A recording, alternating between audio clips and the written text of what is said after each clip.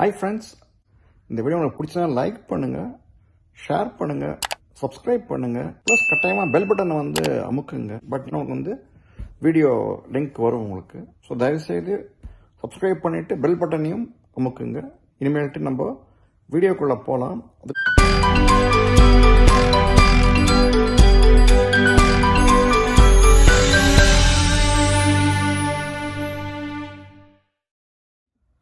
தமிழக பல்ஸ் நேயர்களுக்கு வணக்கம்.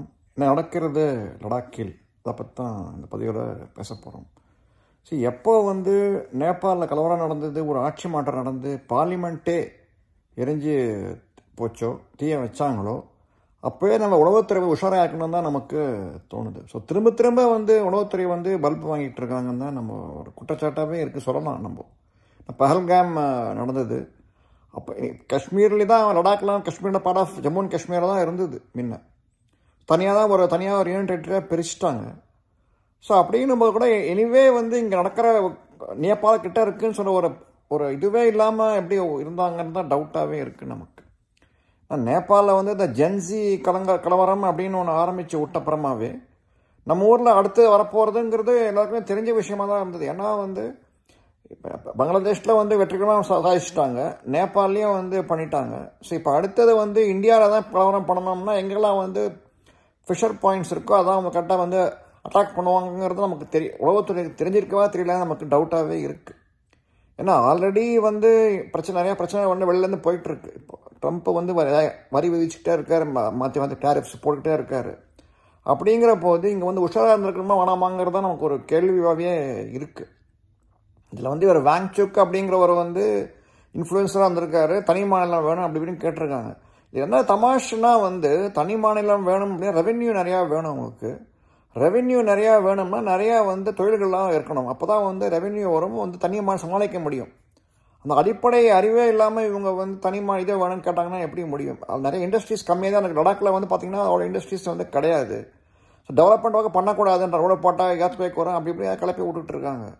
அதுக்கும் தனியாக வந்து இதெல்லாம் இருக்குது, நிறைய டெக்னாலஜிலாம் இம்ப்ரூவ் ஆகிடும், டெவலப் ஆகிடுச்சு. இப்போ இந்தியாவில் இண்டிஜினியஸ் டெக்னாலஜி நிறையா இருக்குது. இப்போ இந்தியாவிலேயே வந்து எர்த்குவேக் வராமல் பண்ணுறதுக்கு நிறையா இதெல்லாம் இருக்குது, ரோடெல்லாம் போட போகிறோம் அப்படின்னு சொல்லிட்டு இருக்காங்க.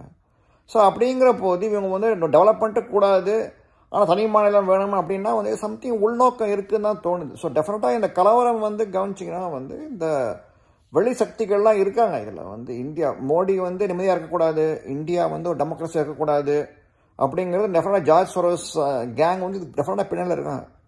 ஜார்ஜ் சோரோஸ் வந்து பார்த்தோன்னா அமெரிக்காவில் இருக்கார், அவர் அங்கே ஜனநாயக நாடு. அவரை பொறுத்த எல்லா கண்ட்ரியுமே வந்து அன்ஸ்டேபிளாக இருக்கணும், அப்போ தான் வந்து தன்னோட வந்து தான் வளமாக இருக்கலாங்கிறது அவரோட இதுவாக கொள்கையாகவே இருக்குது. ஸோ டெஃபினட்டாக அவங்களோட கைவண்ணம் இந்த இதில் இருக்குது. ஏன்னா வந்து சும்மா வந்து இத்தனைலாம் வந்து சும்மா தனி மாநில மனுஷன் போராட்டம் நடத்திக்கிட்டு இருந்தவங்க திடீர்னு கலவரம் வைக்கிறதுக்கு என்ன காரணம்? இதில் இன்னொன்று பார்த்தோம்னா அந்த குறிப்பிட்ட attacked only government properties. BJP அதை பற்றி வந்து தீய வச்சுருக்காங்க.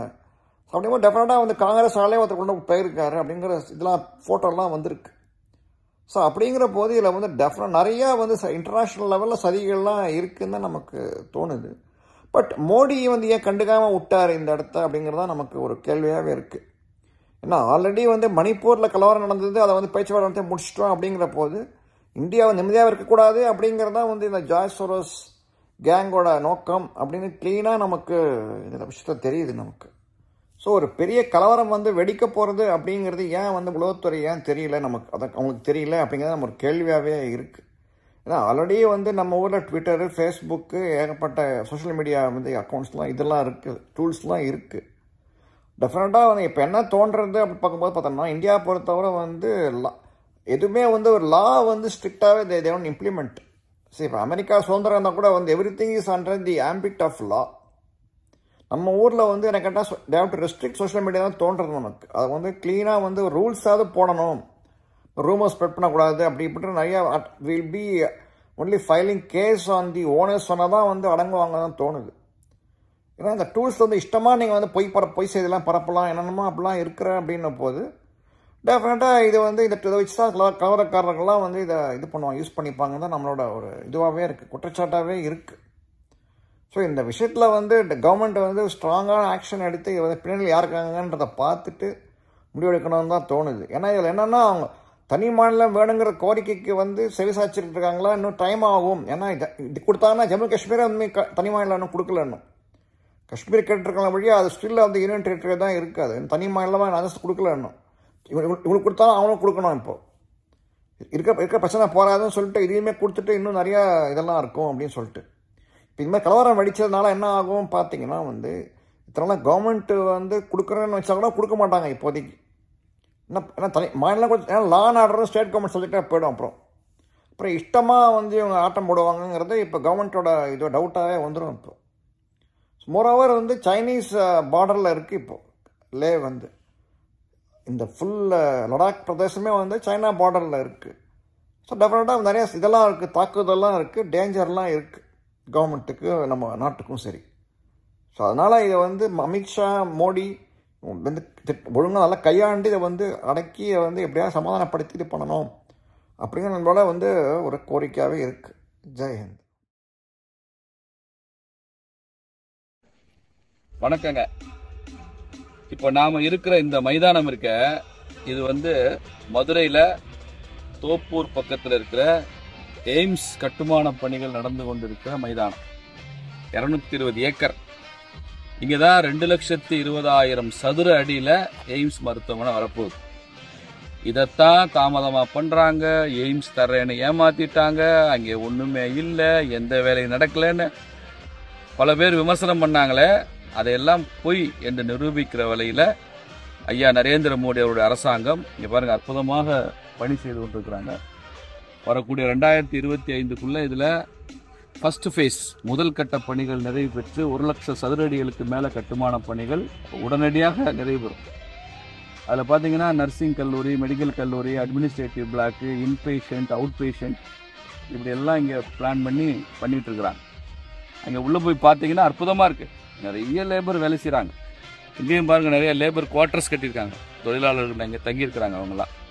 இவங்களாம் ஷிஃப்ட்டில் வேலை செய்கிறவங்க இங்கே இருக்கிறாங்க. இங்கே ராட்சச இயந்திரங்கள் வேலை செய்ய மெட்டீரியல்ஸ் வந்துட்டு இருக்கு. இதை பார்வையிடுறதுக்குன்னு எல்என்டி நிறுவனம் தான் இதை வந்து கட்டுறாங்க. எல்என்டி நிறுவனம்ன்றது இந்தியா முழுக்க உள்ள எய்ம்ஸை எல்என்டி நிறுவனம் தான் அதை கன்ஸ்ட்ரக்ட் பண்ணுறாங்க.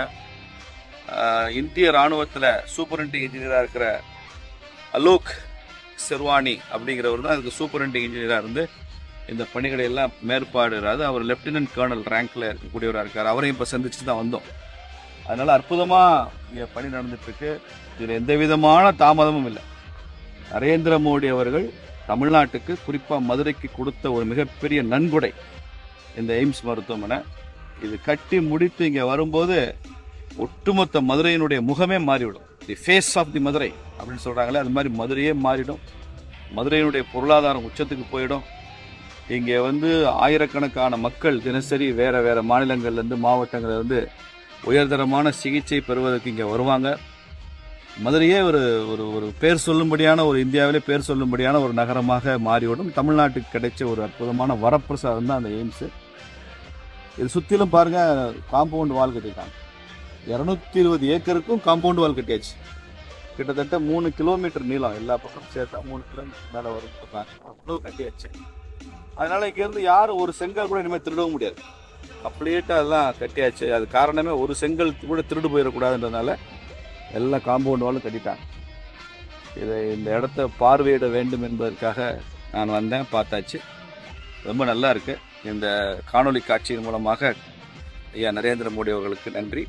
மிக விரைவில் இந்த எய்ம்ஸ் மருத்துவமனை, எய்ம்ஸ் மருத்துவ கல்லூரி இது மதுரையில் திறக்கப்படும். திறப்பு விழாவும் ஐயா மோடி அவர்களே வந்து திறந்து வைப்பார். நன்றி, வணக்கம்.